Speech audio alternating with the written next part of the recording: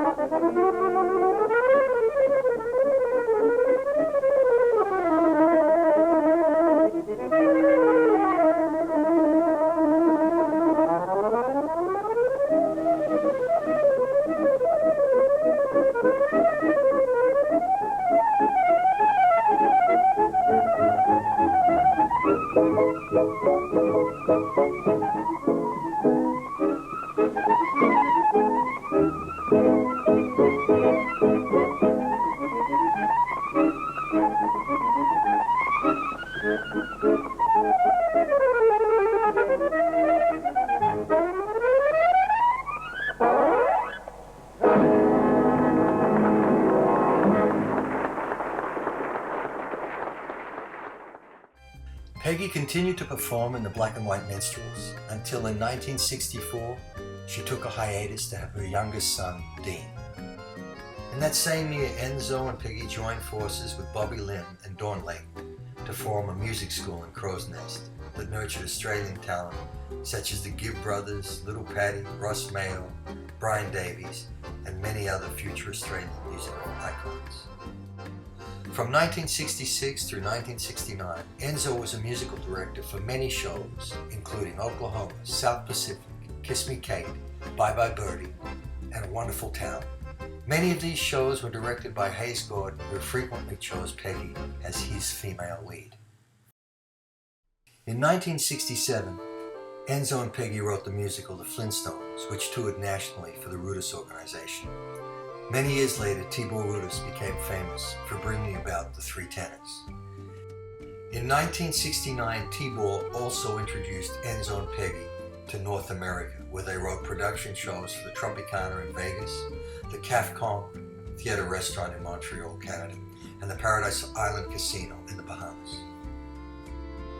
Returning to Australia in the early 70s, Enzo, Peggy, and Lorraine Desmond wrote the musical The Jesus Christ Revolution, which won Best New Musical Award at the Edinburgh Festival. Enzo and Peggy continued touring with international acts such as Harry Seacombe and Danny LaRue all over Australia and New Zealand.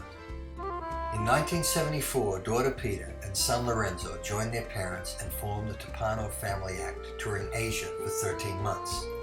In 1976, youngest son Dean joined, and the Toppanos became a permanent fixture at the Manly Music Loft in Sydney, with guest stars Lee Young, Lorraine Desmond, Ronnie Fraser, Jerry Gallagher, and Janet Brown. Ladies and gentlemen, a little bit of domestic there, but they are a nice family and extremely talented, as you're going to see now. I don't quite know what they're going to play, but being great professionals, I'm sure it'll be one of the highlights. And as I said, they're at the Music Loft in Manly at the moment. The Toppanos.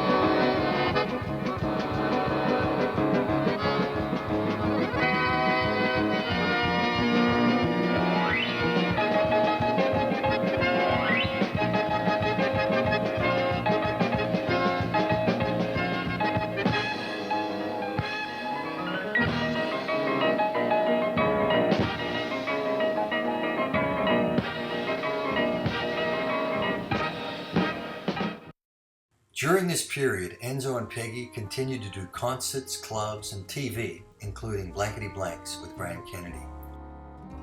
In 1977, Enzo was featured on This Is Your Life with Roger Clemson.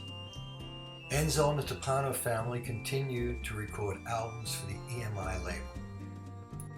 Enzo and Peggy never stopped performing, but began to slow down in the 1990s, until they joined forces once again with Lorraine Desmond to embark on the most ambitious project of their careers, a musical entitled 6 Days, a love story between an Arab and an Israeli set amidst the backdrop of the 1967 Six-Day War.